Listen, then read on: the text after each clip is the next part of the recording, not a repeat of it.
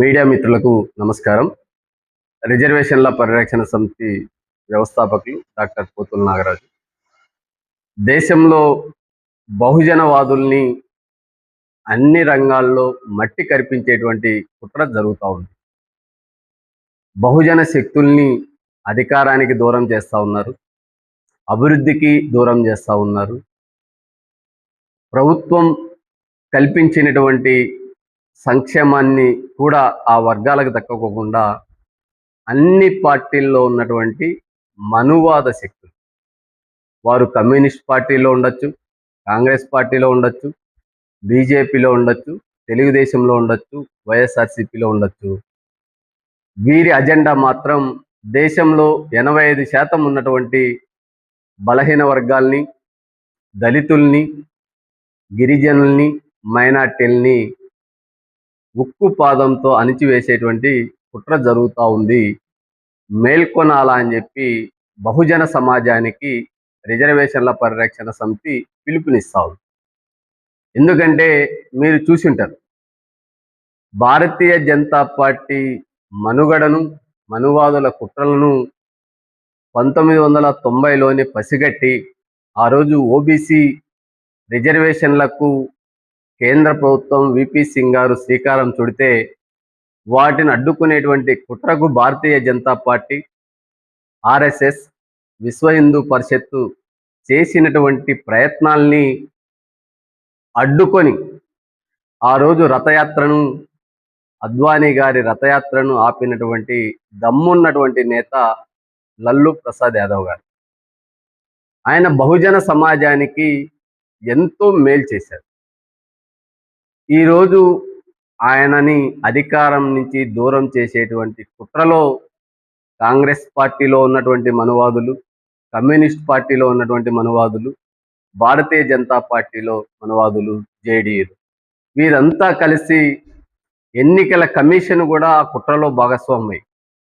ఈరోజు అధికారానికి దూరంగా ప్రజలు ఇచ్చినటువంటి మ్యాండేట్ను కూడా, ఈరోజు 24% ఓట్ బ్యాంక్ కలిగినటువంటి ఆర్జేడీకి వచ్చినటువంటి సీట్ల సంఖ్యను చూడండి.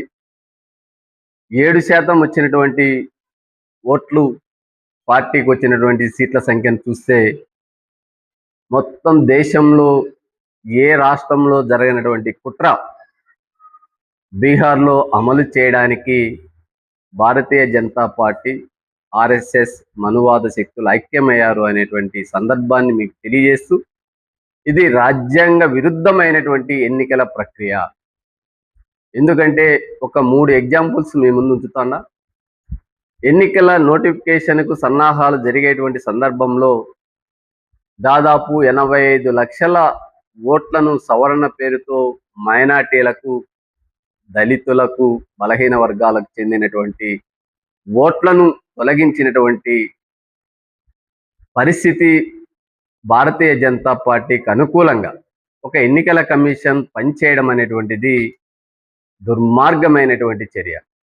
రెండవది, ఎన్నికల షెడ్యూల్ వెలువడేటువంటి సందర్భంలో కేంద్ర ప్రభుత్వం మహిళల సంక్షేమం పేరుతో ప్రతి ఒక్కరి ఖాతాలో 10,000 రూపాయలని జమ చేయడం అనేటువంటిది 2,25,00,000 ఖాతాలకు ఆ డబ్బును మళ్లించే కుట్ర ఓటు కొనుగోలు చేయడం కాదా?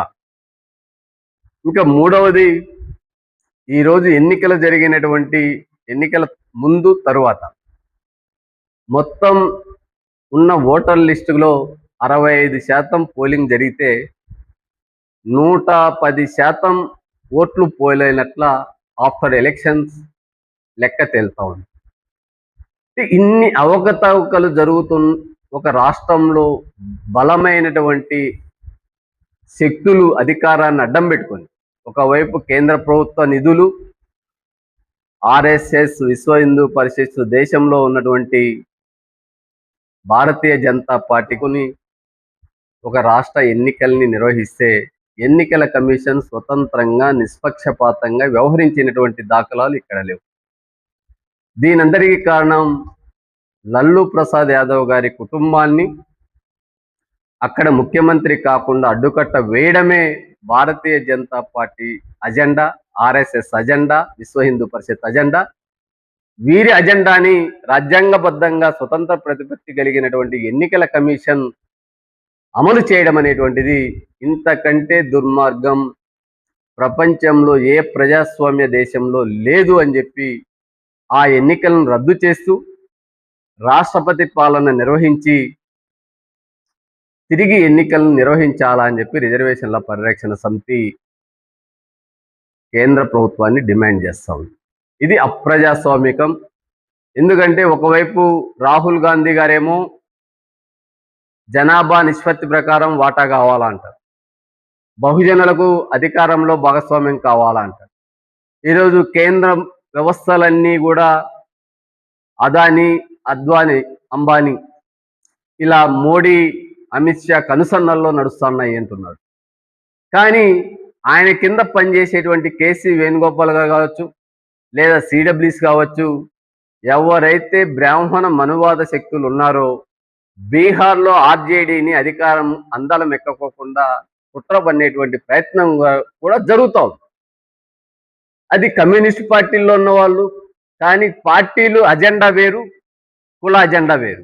కానీ ఇక్కడ అందరూ కూడా ఒకటవుతున్నది ఈ దేశంలో ఉన్నటువంటి దళిత, బలహీన వర్గాల్ని, గిరిజనుల్ని, మైనార్టీల్ని ఉన్నతమైనటువంటి పదవులకు దూరంగా కూర్చోబెట్టడమే వీరి అజెండా. కాబట్టి బలవుతున్నది బహుజన సమాజం, అందలం ఎక్కుతున్నది కుట్రదారులు.